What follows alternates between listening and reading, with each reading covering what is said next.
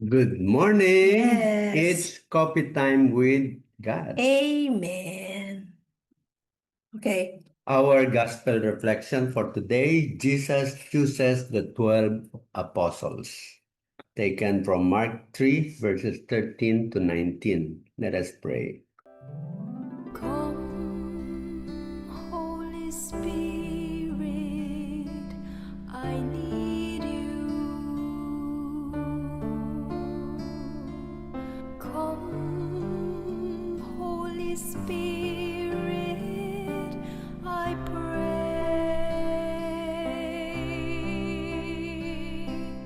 Come with your strength and your power. Come in your own special way. A reading from the Holy Gospel according to Mark.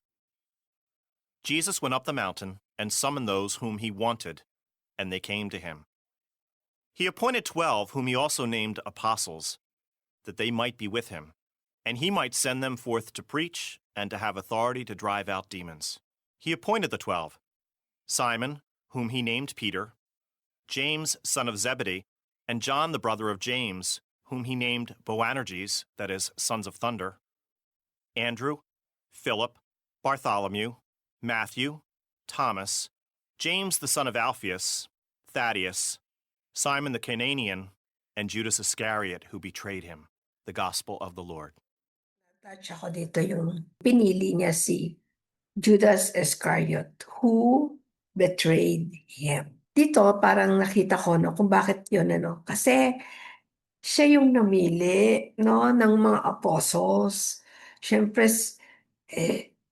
meron siyang spiritual power, 'di ba? So alam din niya in advance kung sino yung mga yon. Kaya gusto kong ma-pick up natin sa message ngayon kung bakit pinili niya itong si Judas Iscariot who betrayed him. Yan. And ang isa pa na parang gusto ko rin bigyan ng ano dito is yung sinabi din niya dito kung ano yung gagawin ng 12. No? Sabi din niya dito na to preach, sinabi niya yon.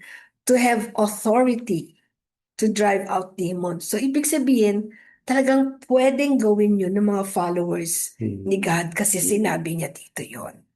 And last is 12 lang.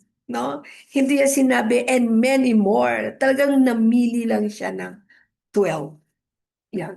Okay. Yeah, so ang sinabi mo, kasama sa pinili niya si Judas Iscariot Yeah. who betrayed him. 12 ang kanyang pinili. Parang ang na-imagine ko rin sa sinabi mo, hindi perfect yung kanyang napili rin. Kasi may free will eh. Kaya naman di ba? Yeah. So, Oo. yun yung na-pick up ko rin sa sinabi mo. Ako naman, susundan ko rin yan. He appointed 12. Appointed 12. Kasi there are 12 tribes. At that time, alam ni Jesus parang yan na yung buong mundo. Yan na yan. No? Doon lang siya umiikot eh. Hindi pa na-discover yung ibang place sa mundo. So that means, yung kanyang appointment, meron na siyang gustong gawin. Nasa isip na niya yon. A mission. May mission na siya. And yung mission niya is really naka-point yan sa buong mundo. Pero before ang appointment niya, Jesus prayed. He went up. Di ba pagka pumanig siya sa mountain, he prayed. So, kumukuha siya ng wisdom sa kanyang ama. And then, he summoned. Tinawag niya. Yun napili niya. Isa rin ang na-pick up ko, yung mga ibang gospel. Ang tinitingnan niya ay ang puso ng tao. So, siguro kung ang puso ng tao, ang tingin ni Jesus, malinis lahat ito. Ano ang puso nila. Parang totoo. Pero kanina sinabi mo nga na betrayed. Ibig sabihin, kaya naliligaw yon because of the free will.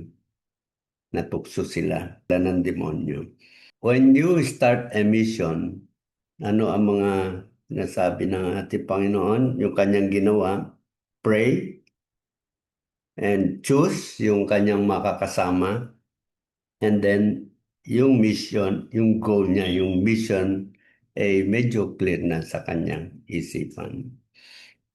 Tapos sabi niya, pati yung authority, bibigyan din niya yung mga disciples, apostles, at klaro ang action.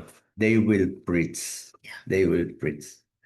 Okay. Yeah. So, yung magandang nakuha ko naman yung sa sinabi mo na parang totality yung wisdom of Jesus towards His mission. Oh, yan, So, tama. ibig sabihin, parang guided talaga pag-isip, pag-pray, papunta doon sa mission, pati Oh, yeah. pagplano, Yeah. diba? Yan. Amen.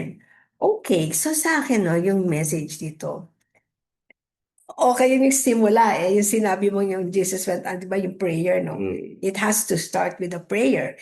Anything that we do has to start with a prayer. Kasi we ask the Lord, Lord, tama ba yung gagawin ko, yung decision ko? Ikaw mag-guide sa akin.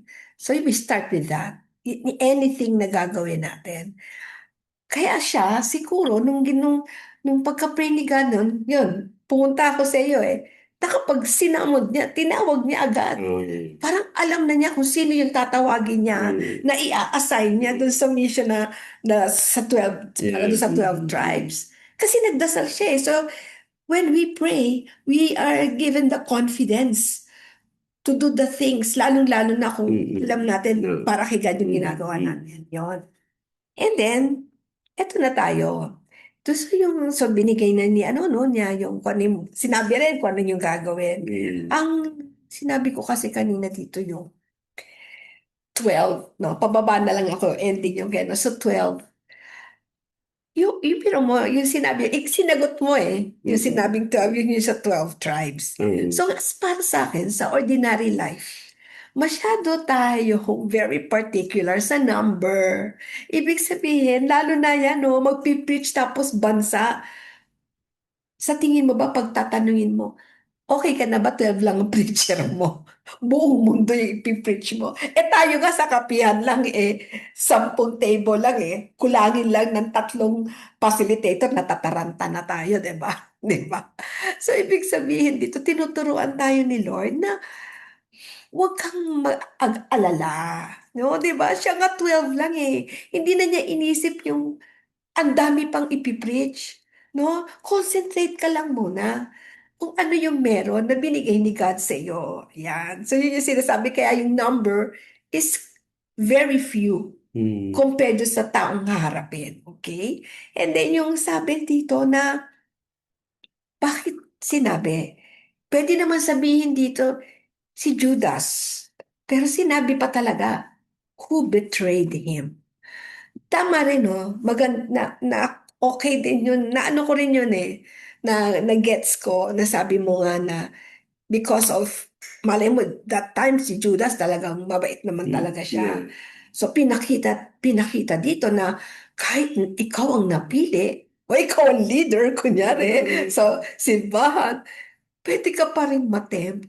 Pwede mo pa rin i-betray yung mission na binigay sa iyo. Oh, yeah. Di ba? So you started to be good, pero dahil hindi ka kumapit kay God, nagtiwala ka sa sarili mo, magaling ka, ganyan, na mabebetray mo siya. Yun yung sa'yo. Ako naman, yung the other part, dito naman, kasi yung character ni Jesus, yung tinitingnan ko, no, na kung bakit niya pinili yon in spite na alam na niya alam na niya yon kasi kasi 'di ba sabi natin, we will follow the Lord and we will follow His footsteps. Ibig sabihin, yung journey ni Lord, yan po yung dadaanan natin. Kasi pag sinundan natin siya, lahat po ng trials, dadaanan natin yan. Kasi ang ending, si Jesus pumunta sa langit. O di doon din tayo pupunta kung sinundan natin siya. But we have to be ready to face the trials that we will meet. Now dito, pinakita niya Kailangan siyang dumaan sa mga mangyayari sa atin. Alam ni Lord, si God nag-create sa atin. So alam ni God, there will be people close to us, no? Na ang bait-bait, na pwede tayong i-betray. Kaya ginawa rin yan sa buhay ni Jesus. So how did he handle that thing? How did he handle that situation? Na pinili niya yun at binitray niya. Nagalit ba siya kay Judas? Hindi, sabi pa nga niya, sige, punta ka na, gawin mo ang dapat mong gawin. Sabi pa niya, gawin mo yung dapat mong gawin. Kasi alam ni Lord no, how to handle this. So tayo ganun din. Huwag tayong matakot. No? Kasi ang ending lagi is always for our best.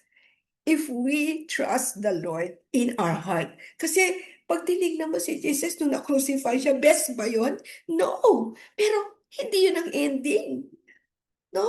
Kasi we all have to die to go to the next life. And that is the perfect life. No, yun yung ini-aim natin. So, dito, kailangan ipakita ni Jesus lahat No? So, yung pagbe-betray, that will really happen to all of us. Iba-iba lang siguro klaseng pangyayari. Pero, lalong-lalo na pag sobrang kaibigan mo, yung gano'n, tinrust mo, di ba? Yan yung mga matinding galit So, yan yun, pinakita how he handled it. At saka inalaw ni Lord, di ba, minsan tatanungin natin, Lord, bakit po naman inalaw?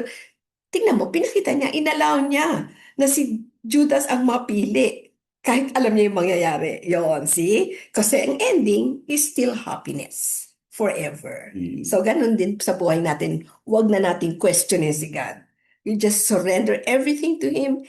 And at the end, we will say, ay, kaya pala. Kaya pala. Yan. Amen. So itong gospel ngayon, it is about parang forming Yeah. yung team and plan Correct. for the mission na haharapin Yes. natin. Sinusundan nga natin Panginoon Ibig sabihin, lahat ng mga nangyari sa Kanya, it is actually nasa kasulatan. Sabi. Kaya lagi sinasabi ni Jesus yan, no? It has to happen. Kasi yan yung plano ng Diyos. Now, tayo naman, na halimbawa tayo ay tinawag at tumugon tayo sa pagtawag. Ang ating gustong mangyari sana ay tuloy-tuloy na maging tapat tayo sa Diyos, sa mission. Pero this can happen. Kaya nga ito yung gusto nating ibigay na warning sa mga tinawag ng Diyos at tumugon. Na sana, katulad ni Judas, siya ay natukso. And we have our free will. Pwede natin piliin na, okay, gusto ko rin itong gawin. And yun yung gusto nating maiwasan. That is why, while we are in the mission, importante that we are connected, lalo na sa gospel reflection. Because that is where Jesus has given us all the teachings, kung paano maging tapat sa ating mission, and kung sino ang pupuntahan natin to help us. The Holy Spirit, si Jesus is our Savior. Lahat yan, alam na ng Diyos yan So, nandyan lahat yung ating mga pwedeng magamit to protect us from make a decision na malilihis tayo dun sa ating mission. Tayo ganon. So, sa ating PPAP community, we make sure na we have our gospel reflection and all the sacraments, i-avail natin yon so that tayo ay maligtas doon sa mga maling decision. Yung free will na sinasabi na magamit natin sa mali yung ating free will. Yeah. So, yun lang siguro. Amen. Okay. At nilalagyan na po namin ng title yung ating para may idea sila kung ano yung ating pinag-uusapan, di ba? Yes. Amen. Okay. Okay, bye.